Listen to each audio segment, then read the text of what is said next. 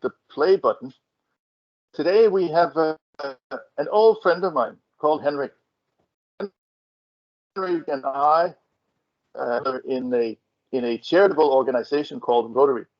And at the first time we met, I did not actually meet Henrik, or I don't remember actively meeting him. The second time we met on a Wizz Air flight. And since then, we have been in close and frequent contact. Henrik is a great friend of Ukraine. He's a great friend of us. And Henrik runs a startup that puts knowledge on psychology in practice on mobile phones, the short version, helping people, teaching people about how to deal with other people and with themselves also. Is that fair, Henrik? Yes. And Henrik is going to talk to us for about 25 minutes, half an hour, and then afterwards he has half an hour for talking with us on what he has told us about. I don't know, Henrik, would you like to have questions, hands raised in the talk, or would you prefer afterwards? It's fine to have them during the talk. Okay, there are not that many of us. Okay. Well, then I will give the microphone to you, Henrik. Take it away. Thank you very much. And I'll just share a presentation with you. So I hope that you guys can see my screen now. Jesper, can you confirm that you can see my screen? Perfect. Okay. Yes, yeah. Beautiful. Yes. So the topic for this session today is called "Why Dogs Are Happier Than Humans" and how you can rewire your brain and reduce your worries. And the reason why I chose this title for the session is because my girlfriend is from Ukraine, and I was talking to her last week when she was very, very worried, and I used a dog as an example to tell her how she could cope with her worries. So it's actually from that talk to her that I have built on that and also created this presentation, and of course also on the knowledge I have about the subject. If you have any questions during the session, then please let me know at any point. You can also use your microphone if you like that. Feel free to interrupt me at any point. I'll just give a short background so you know about who you're talking to today. So I have gathered knowledge from the world-leading psychologists and doctors, and I have put it together and created online courses which helps people with their stress prevention, depression, anxiety, and so on. The method I have created is endorsed by some very nice people from Harvard and Stanford. And during the past 4 years, I've had my startup. We have helped more than 2,000 people. And then also very important for this session is that I cannot understand what you're going through right now, but at least I have some kind of understanding of it, especially through my girlfriend. The agenda for today, I'll make it as fun and engaging as possible. I'll do my best to do that and to make psychology fun. So the agenda is we'll start with the part 1, going a little into how your brain works and also how a dog's brain works and why dogs are actually happy a lot of the time, while humans are not. And then I'll talk a bit about, I'll give you insights into the difference in people, why some people can cope better with the current situation than others, and why it's important that we have an understanding for each other. Then how to rewire your brain with some tools you can use to also reduce your worries. English is my second language and for you as well. So if there's any translations, anything you don't understand or I'm saying in the wrong way, so it makes no sense, then please interrupt me and ask me to explain it in a different way. But let's go into the first section of 4, a dog's brain versus your brain. So here is a dog. And if we look at the dog, the way the dog's brain works is that whenever a dog sees something, the signal goes into the brain and it will release some hormones in the dog's body. That can either be happiness hormones, for instance, or it can be stress hormones, depending on what the dog sees. So if the dog sees an ice cream, it will get a lot of joy hormones in the body. However, if the dog sees a snake, it will instead get a lot of stress hormones in the body. And The emotions you see in a dog is 4 basic emotions. It's fear and anger, it's happiness, and it's sadness. So the fear and anger hormones, we also call them stress hormones. It gives the dog a lot of strength, so it can either run fast away from danger, or so it can fight, for instance, another dog. So it gives the dog a lot of energy. The happiness hormone is something that makes the dog feel joy, so it's very, very happy, and it will wiggle its tail. And then there's the sadness hormones, which are actually, it sounds a bit weird, but they are related to happiness. And the dog have this reaction if it loses its puppy. It will get too many happiness hormones in the body, so it will go and look for the puppy, and when it finally finds the puppy, it will go into a better balance of the hormones, and it will feel happy about finding this puppy because the hormones will be in balance again. However, if the puppy is gone for a long time, the sadness hormones, they will be released by fear of the puppy being like gone forever, and then the dog will feel fear, and it will get stress hormones instead of the happiness hormones. The human mind works exactly the same way. We have exactly the same emotions as the dog has. We also feel fear, we feel anger, we can also feel happiness and also sadness.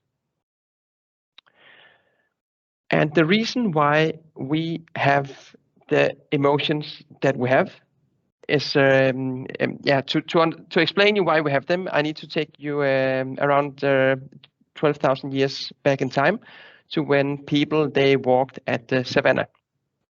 So imagine yourself walking at the savannah in Africa, and you go for a walk, and all of a sudden you hear a sound in the grass. You can either think this sound is a lion, or you can think that the sound is the wind. Based on what you hear or see, and the thoughts that goes into your brain, you can either decide to run, or you can stay. If you decide to run and it's a lion, your chances for survival are good. If it's the wind and you decide to run, your chances for survival are great as well. However, if you decide to stay and think very positively, oh, this is maybe just the wind, if it actually shows it's a lion, then you will be eaten by the lion and you will die. If it's the wind, you will survive. So to survive, that is, your brain, it always thinks on survival. All the time, it's about survival. And that is why it will always look into fear instead of happiness. So it will fear the worst. It will make you run. It will release the stress hormones in your body when you hear a sound that you do not know what is. And I can also come with a different example. If you have 10 ice creams in front of you and I switch one of them with a snake, your mind will only focus on the snake because it sees fear. So you will not be able to enjoy the other 9 ice creams that are around you. That's just to say that the emotions we have in the body, fear, anger, happiness, and sadness, they come way back from the savannah where they helped us with the survival. And they also help the dog. However, the difference between the dog and us as humans is that the dog, they have it has a slightly smaller brain than us. And a part of our bigger brain, we have the ability to think and reflect. And this has been very helpful when we lived at the savannah, where we could either, so if we went down on a walk and we could hear the grass, then it will help us to think after we have engaged in this danger, to think about, okay, in the future, is there a different way I can walk next time? So it actually helps us to our thoughts, and reflection helps us to avoid danger in the future. That's why we have it as humans. However, it can be a bit dangerous for us nowadays, this ability to that our brain can travel in time, because our brain can be 3 places. It can either be in the present, that's right now. It can go into the past, or it can travel into the future. And that's also why you see that some people, they can sit in the same park. The guy to the right, he can think about something that has happened in the past or something that will happen in the future, even though he's just sitting in the park. So sitting in the park, he will release stress hormones in his body as if he was in a dangerous situation. In the same park, you can have the children playing around, full of happiness hormones, because they're living in the present. They are not having the thoughts travel back in time or into the future. I can tell you for my own girlfriend, being here in Denmark, thinking about her parents back in Kiev. They're not in Kiev anymore, but she had so many worries. She was sitting in a park also in Denmark. We were talking, and all of a sudden, all her thoughts go back to Kiev, and her body releases a lot of stress hormones in her body. That is because our brain is able to travel in time. And back on the savannah, it was great for us that our brain was able to that our brain is able to travel in time. But nowadays, with everything that's going on, it's not always helpful for us. We worry more than's good for our bodies. It puts more stress hormones into our body that we can cope with. And yeah, this is just an illustration. So even though you're walking down the street, you can think of something bad and it will release stress hormones in your body. And that can go on for all the people living in the modern society. So there's so many things we can worry about. It can be about work, economy, of course, family, and a lot of different things. Some people worry about if they have the right clothes, how other people look at them, if the children will go to a great school. There are so many things we can worry about today that we didn't worry about at the savannah.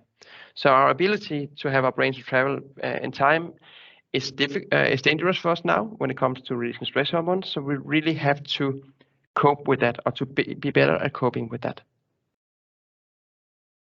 And let me know if you have any questions. Please feel free to interrupt. I'll just see if there's anything in the chat. No. Yes. And then there's the question, why is it that some people, they can handle more worries than others? Why are some people very strong in the current situation, and why are some more worried than others? And I'll just give you a scientific explanation of this, also combined with psychology. So let's look at the concept of resilience. So how much stress you are able to cope with. We can take a scale. On the left side, we put the demands, and on the right side we add our resources. The demands, that can be our work, our family, the knowledge we need to obtain to live in the modern society, and a lot of other things that puts weight on the scale. This is what is demanded of us. Some also have a lot of demand for themselves, that they want to achieve this and that also goes into the scale. And on the other scale, you have the resources, which are divided into biological resources, psychological resources, and social resources. And I'll just go a little more into this because it's very important to understand the difference between them in order to understand what's going on in your body and your mind right now. So let's say that if you are in a great state, you have, or I also just say a few words about what they are. So the social resources, that can be your home, if you live in a nice home. So if you're homeless, your social resources are very low.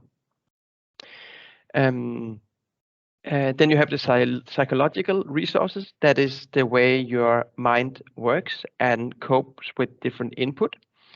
And that is based on the upbringing you have had when you were a kid, and also how many crises you have met in your life. The more crises you meet, the better you are to cope with them. Some of you might also have also experienced if you lose a pet the first time is different than losing the pet the 10th time. Also, family members passing away, the first time you experience it in the life will be way different from the 5th time, because you learn to cope with the situations. And then you have the biological resources, that is your genes and what you're born with.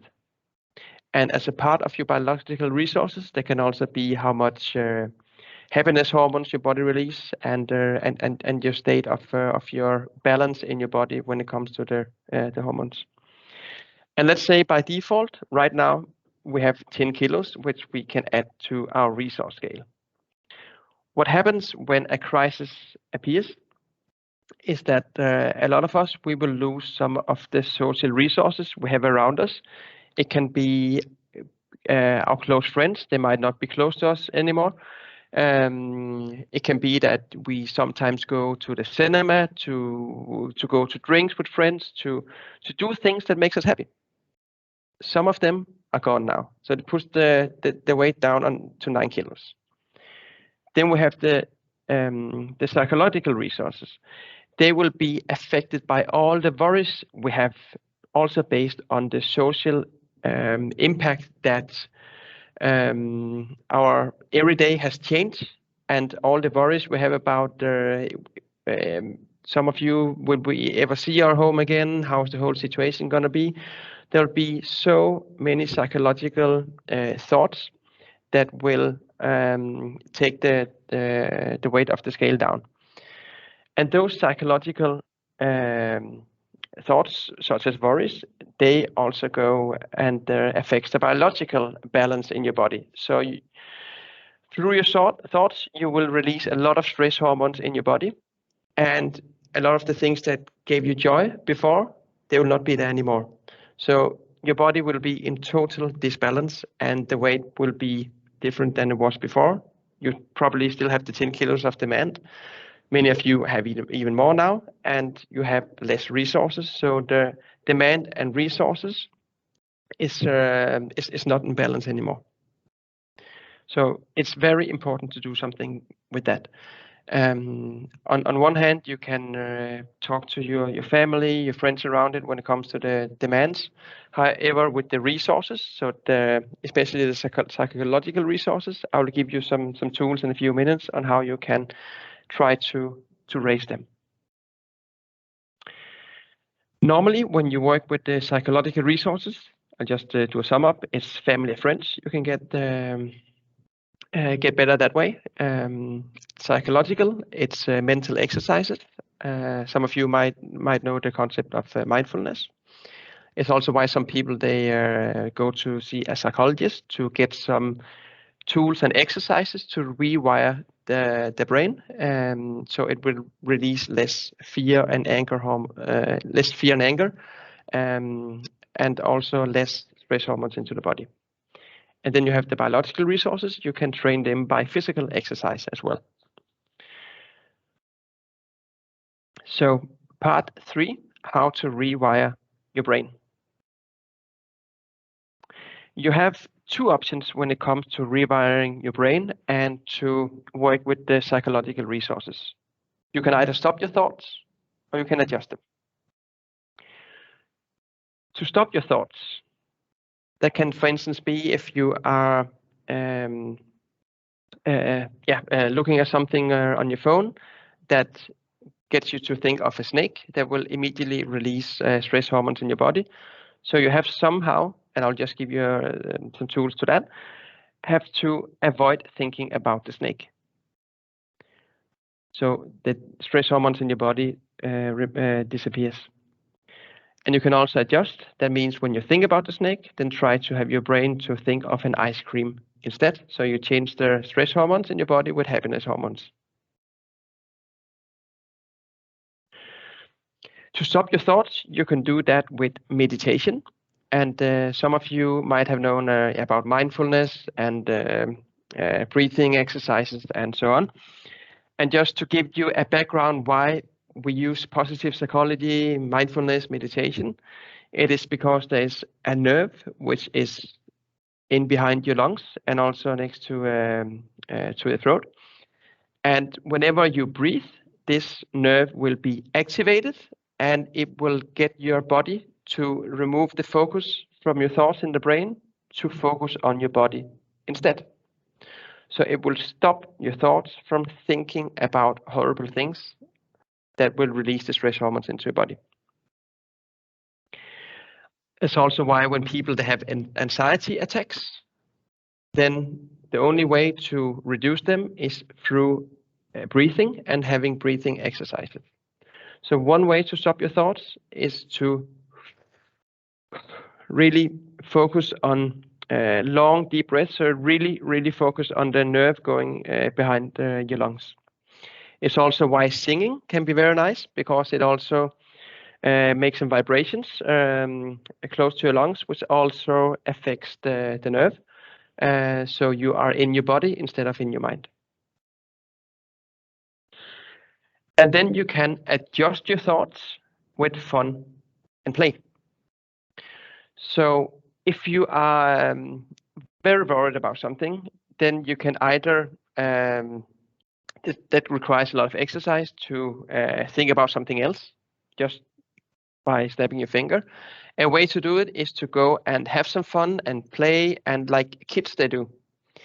With my girlfriend last weekend, I took her to play with a dog, and she was happy for 20 minutes. She didn't think about anything, just about playing with the dog. And in that time, she had less stress hormones in her body, released less of them, and she released more happiness hormones, so she created a better balance in her body. So fun and play as much as possible during the current situation. It would really help you to have a better balance in your body. I know it's not easy to do it. However, it's very important that you do it in order to be more resilient and to better cope with everything that's going on. And then I have a little fun fact, and that is that emotions, they are contagious. That means, for instance, if you look at a dog like this and you can see it's a bit sad, then you will be affected by its emotion. At the same time, if people are laughing and smiling, it will also affect you, and it will make you smile and release some happiness hormones in your body as well. And that's also why playing with animals can be a good idea, because most of the time they don't think and reflect. They don't have the same ability as we have as humans. So that means if you give them an ice cream, no matter where they are, almost no matter where they are, they will instantly be happy, and they will smile in a way the dog will do, and it will affect you as a human. And that's also why if you try to have fun with the people around you, you will all affect each other, and you will release as many happiness hormones in your body as possible. So that was how you can, about the hormones. Now I'll go a bit into part 4, which is about how to reduce your worries. There are 2 things to remember when it comes to reducing your worries. The first is to identify something called a trigger thought. I will explain you a bit about that in a second. And then it is to confront the worries that you have, and to cope with them or to fight them. And I'll also give you some tools to do that. So there's something called a trigger thought, and that is the one thought that you normally will get that will release a lot of other thoughts.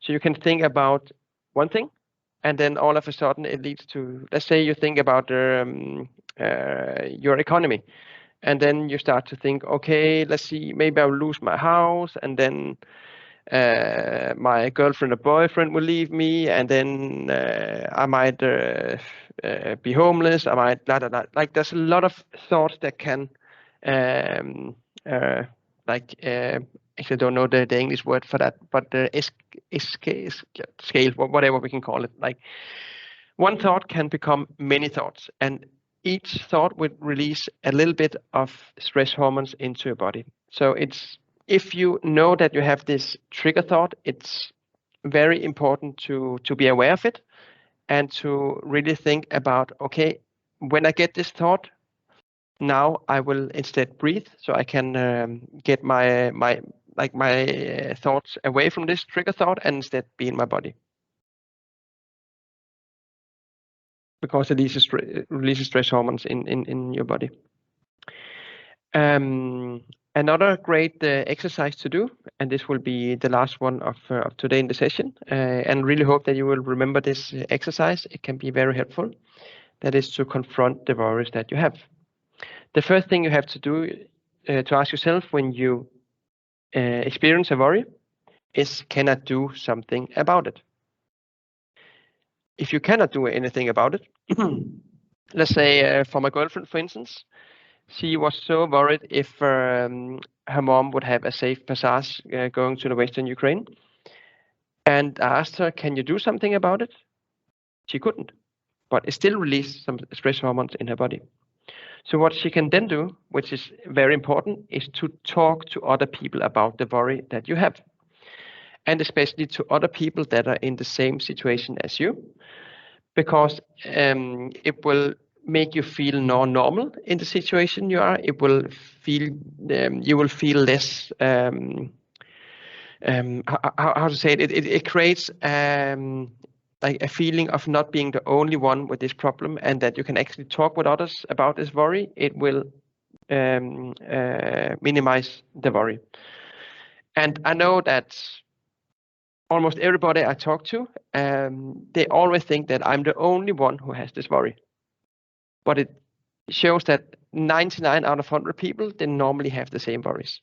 So I really, really encourage you to be open to talk about the worries that you have, and also to think about it in a way that it is your mind that works that way. It is something that has been there since thousands of years ago, which are still with us.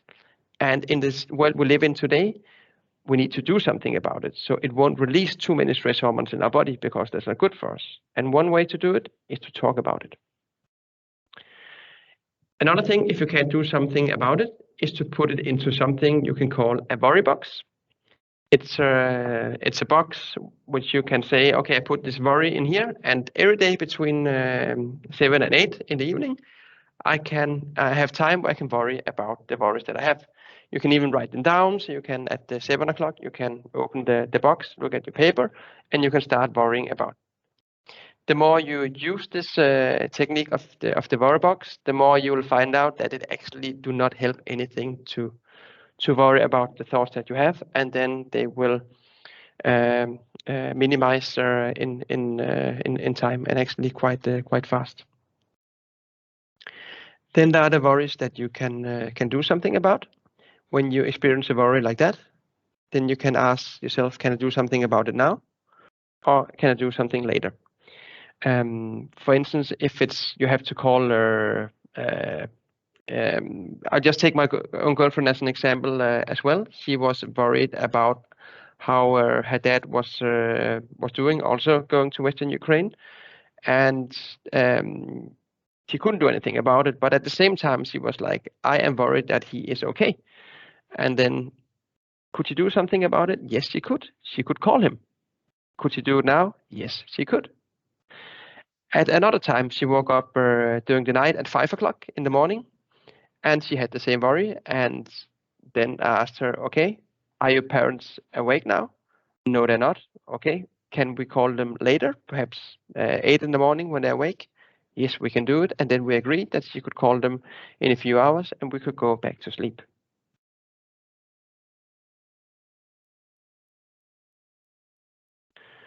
And I'll just give you a last fun fact. And that is that there are 3 types of tears. So when we cry, you have tears that clean your eyes. For instance, if you get some dust into your eyes.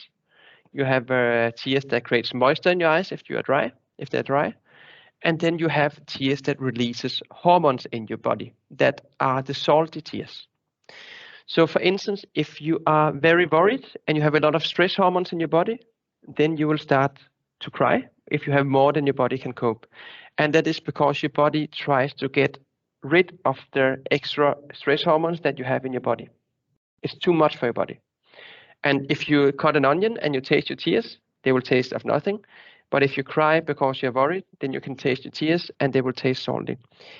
And after you have cried, you will feel better. You will be in more balance because your body is in more hormone balance. So I advise you, if you have worries and you can't get rid of them, cry as much as possible. It's only good for your body. On the other hand, we have the happiness hormones. If you are laughing very, very much, you have such a happy time, you will also get tears because your body has too many happiness hormones in it. And then it will also get rid of them to have the balance. For instance, if you take a scorpion, the insect, some of you might know if you get stung by a scorpion, you will die. And what is inside the scorpion is actually happiness hormones, but it gives you more happiness hormones than your body can cope with. And then it will go into shock, and that's why scorpions are dangerous. That's just to say that we cannot have we cannot have too many happiness hormones in our body. There needs to be a balance for the body to work. So and the body will adjust itself by crying. However, it is clear that if you get too many stress hormones in your body, the crying cannot you cannot cry all of them out, and then you'll start to feel very, very bad in your body. Your body will slowly close down, and that will lead to mental illness such as anxiety, depression, and so on. So it's very important that you really think about having as less stress hormones in your body as possible, and to see what you can do to create as much balance in the current situation that you're in now. So just to do a summary of this. So we've just been through the dog's brain versus your brain and what the difference is and how we can think and reflect as humans and why that can actually be dangerous to us. And then also that different people have different upbringing, and that's why they cope differently with situations. And then we talked about that it's very important that you do whatever you can to rewire your brain and to do what you can right now to go and see where you can find some happiness hormones so you can get more balance into your body. I know the situation is crazy, it's shit right now. At the same time, it's very important that we all stay as strong as possible, especially with our mind. And we can do that by finding the happiness that we are able to find in the current situation. Play with kids, play with animals, do whatever you can also to get your thoughts away sometimes. And then the last part was a few tools about how you can reduce your worries, and also how you can use this worry box and put your worries in there. Yeah, that was all for the presentation. If there are any questions or anything, then anybody who would like to have a discussion, anything, I'm available for that.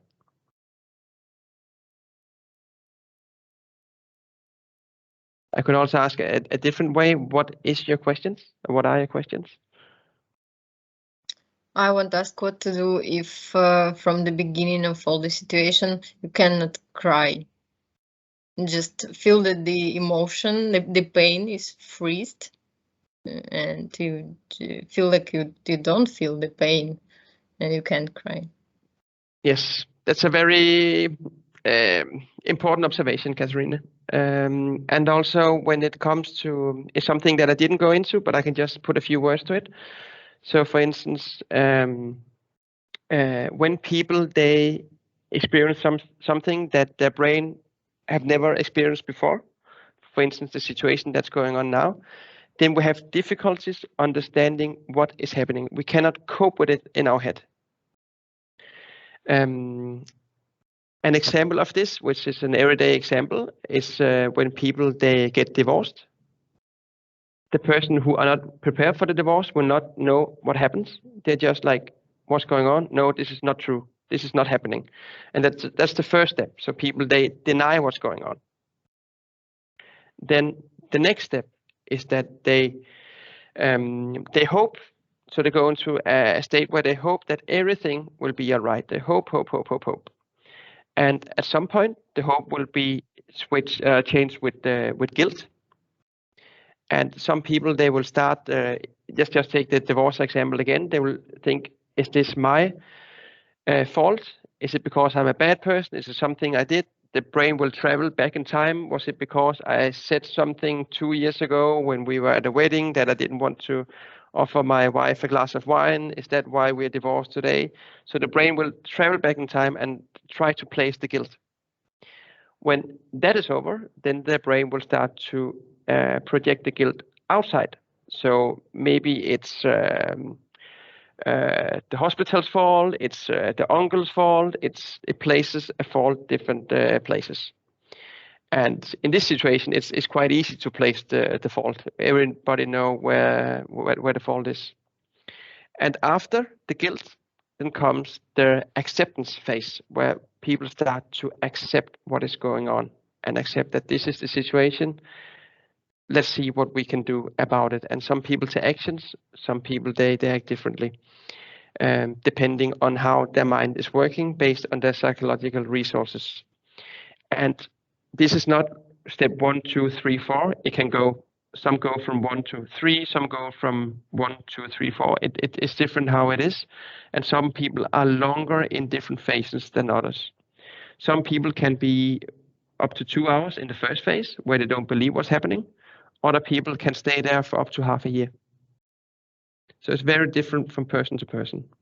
And when you ask why you might not have cried yet, it can be because you are not that you're in the start of this, like your mind is in the start of this phase. We're still trying to figure out what the fuck is going on.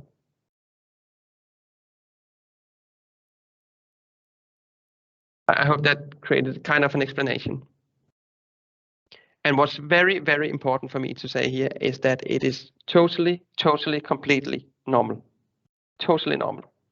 And it's not because there's something wrong with you if you do not cry or if you cry. It's just the way your mind works based on who you are and what you have been through in your life. And there's nothing right or wrong when it comes to that. It's just, we just have to also accept that we are the people that we are and really be able to talk to others about it. So I would recommend all of you to also talk to family, friends, and about the current state and if they're feeling the same way. David, your microphone.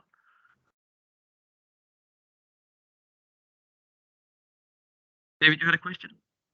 Oh yeah. First of all, your speaker is a little bit weird now. It's like it's not going through as good as before. I don't know. Okay, if me. Catherine, could you hear when I talked, or was it a bad speaker?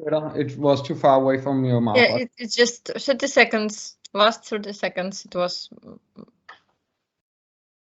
worse. Okay, is it better now? Yes. Yeah, it's good.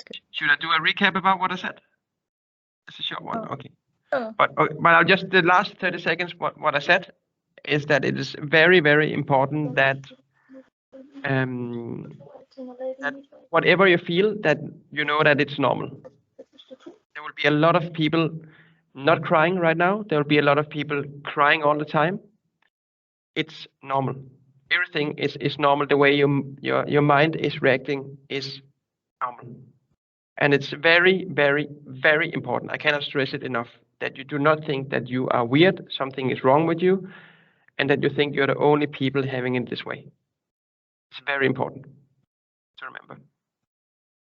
Because they can also start worries about, is something wrong with me? And this is not anything about us on this call that's wrong with us. It's something else that is someone else who is who's fucked up, and it's not about us.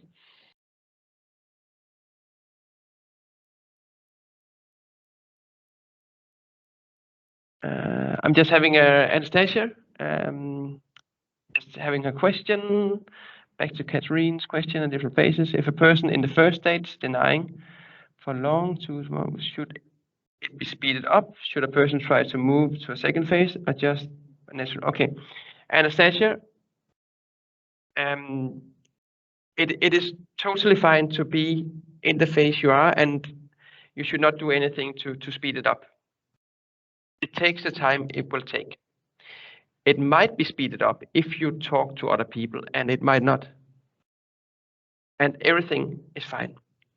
What is very, very important is that for your husband to understand that you might be in a different phase than he is, and the other way around. Because if people are in different phases and do not have an understanding of that, then they can argue a lot. So it's very important to understand that in the different phases that people are more time than others. And yeah, you shouldn't do anything to move the face into another face. It will come naturally. At the same time, it's very important to talk to other people about it, because that will help you to get to acceptance, and also remove the worries you might have about that something is wrong with you.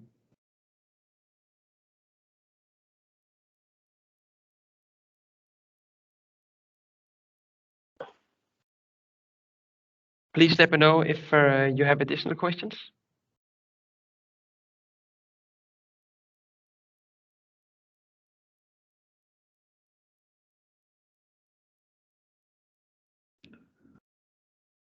I have a question, but Yeah. I want it to be my colleagues that has the first choice of making questions if they have, because it's especially them who is in a very tough position. But that is also a little bit regarding my question. How we are all in a different situation. Even though we are in the same situation, especially the ones in Ukraine are in different situations, even though they are in the same sort of tough situation. Some are hit on, some people are attacked and feel sad on some areas, and some are on some other areas. How do you cope with being there for each other, dealing with things together, and then dealing with yourself? Yeah.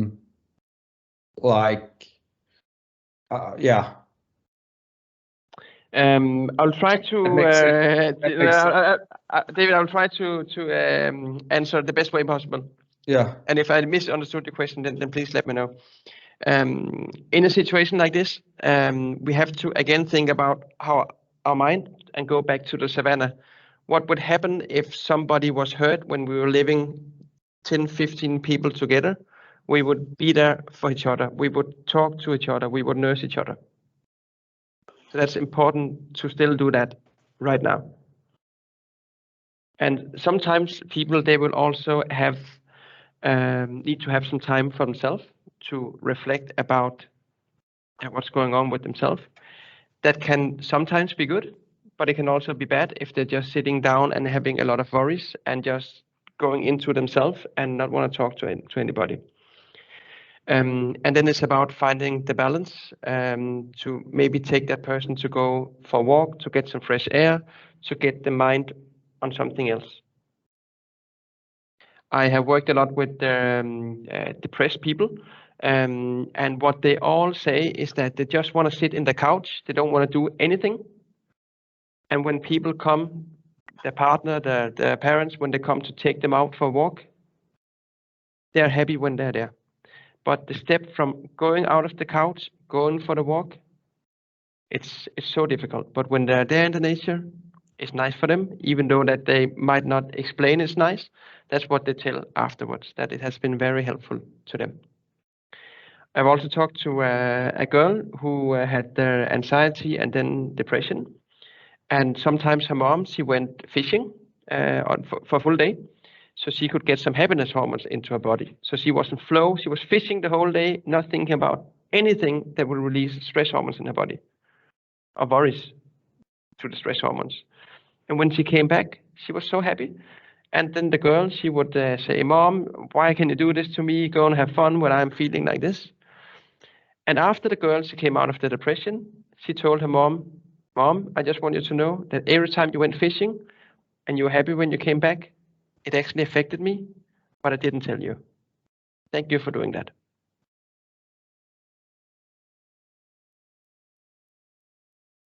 I hope that gives kind of an explanation to a question, David. It does in many ways. It does.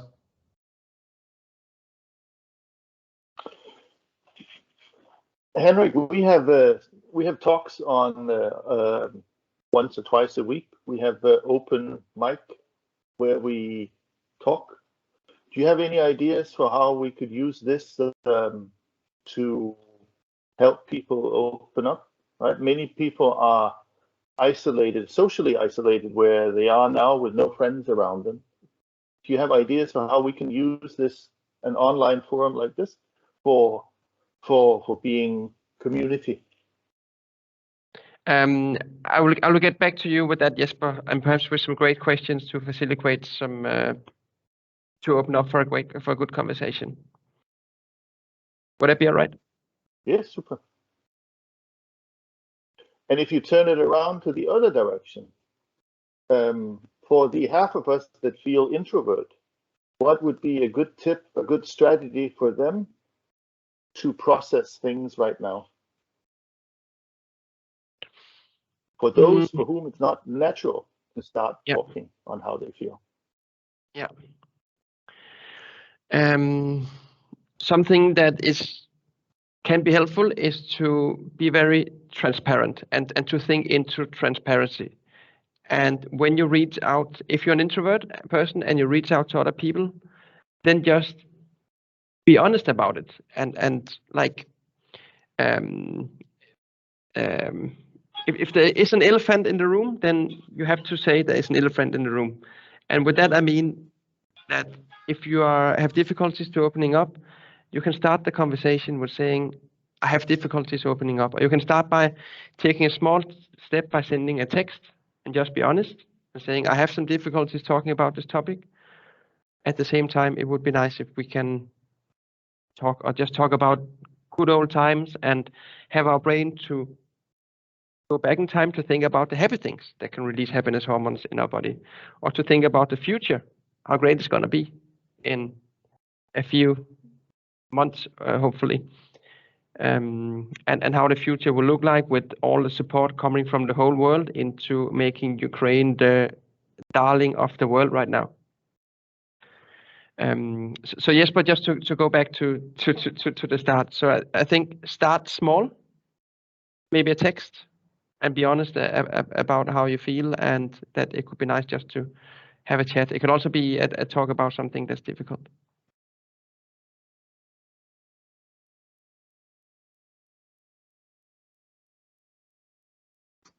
I have one more question.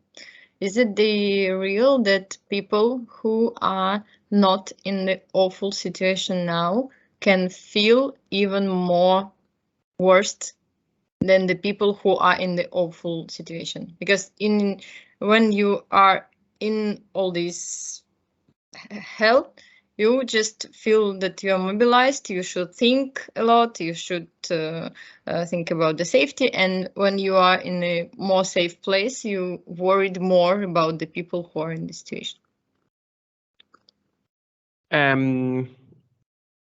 Very great observation. And if you remember the picture I had with all the ice creams and the one snake, no matter where you are, you will try to find the snakes and think about the snakes. And for myself, I'm in Denmark right now. I have also been worried about my girlfriend's father, who's still back in Ukraine.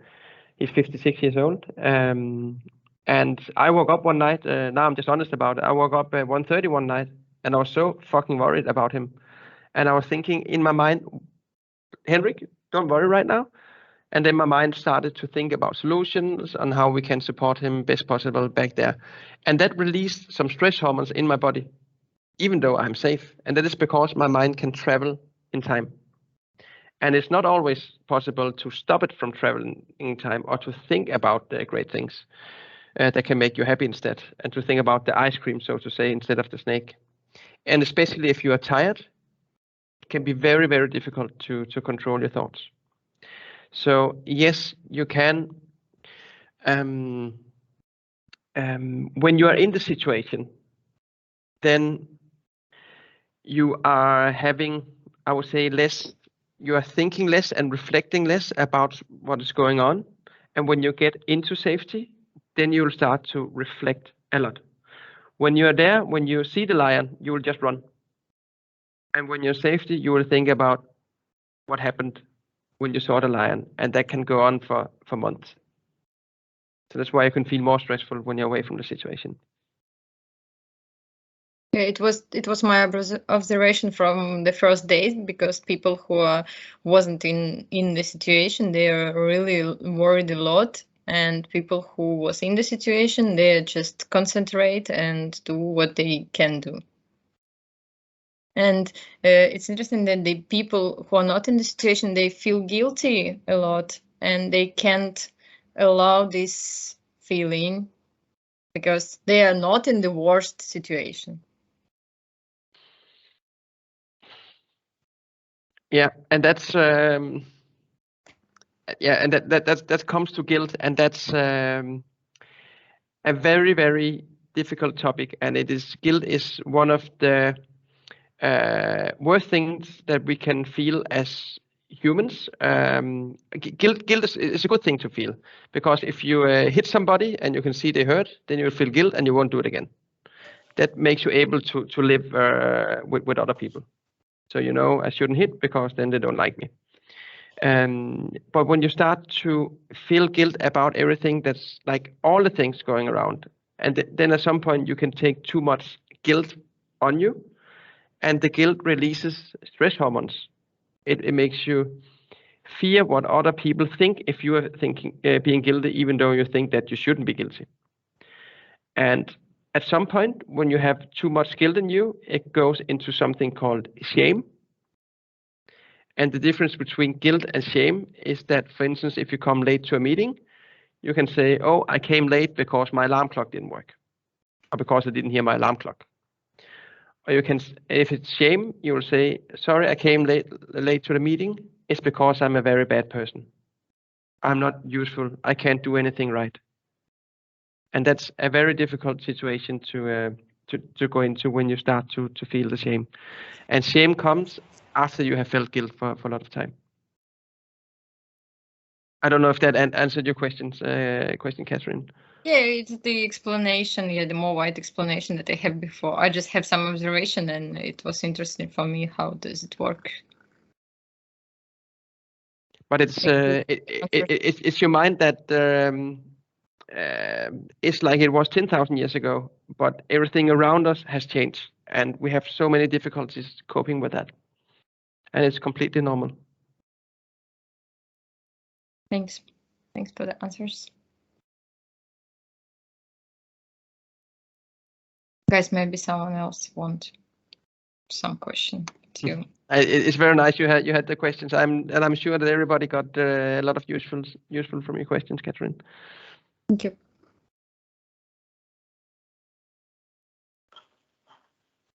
Are there other thoughts or questions or reflections on this?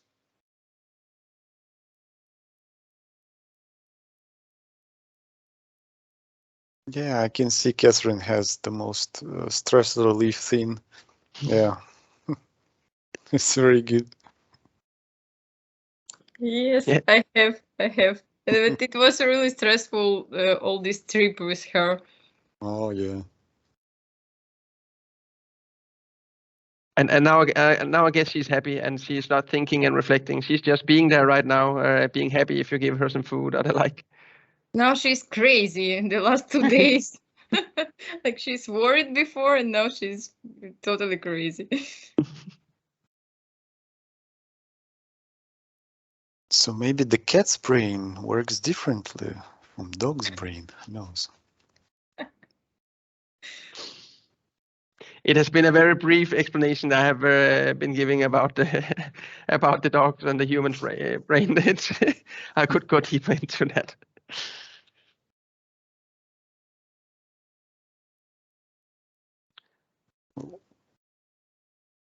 People get used to everything. Yes, it just requires some time. That's it. We adapt to everything, to every environment, to every conditions, to all circumstances. And to some people it takes few days, others it can take years. So it's very important that we have the understanding for each other in that aspect. But yeah, people will adapt at some point. But when you're not adapted, it's impossible to think that it will ever happen. I have one. That's why we need to be there for each other. Yeah. So I think to make this period much more shorter, so you need to continue live as you live before the situation, to continue do some things which you did before, and a lot of guys confirm this that it works. And for my own perspective, I used to go somewhere and drink coffee. So here in this village we have a shop where you can buy cheap coffee. So we go in the every day for that coffee, and it's let you know that you can live as you live before it. But in case of some dangerous situation, we need to move forward. But it's a very good point, Alexander, and especially the thing about doing normal things. When you do normal things, again, your mind will not travel too much. It will be normal, and it will not release additional stress hormones in your body.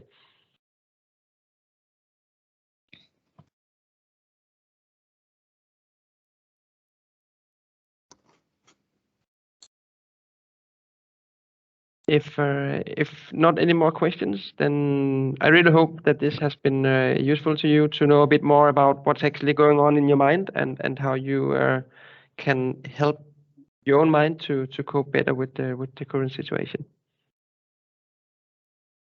and also to remember that it's actually all right to feel joy right now. When you can find the joy, whatever you can do to feel happy, do it, and do not feel guilt about it.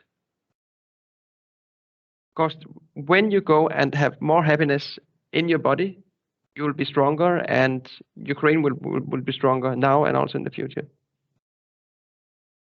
And in addition, you Really will help important. your guys which are around to keep safe, also to keep the good mind. Thank you.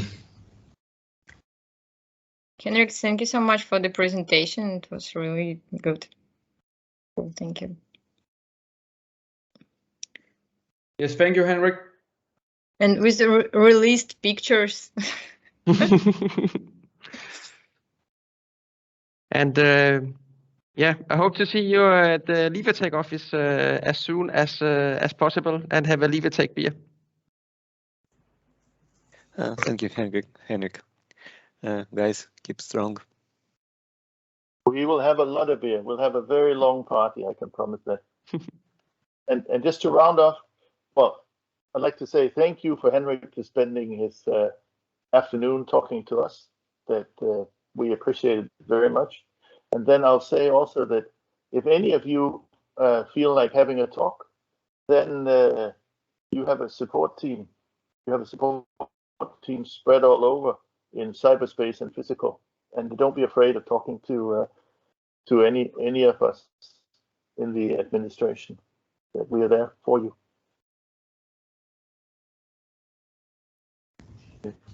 Okay. Thank you. Yeah.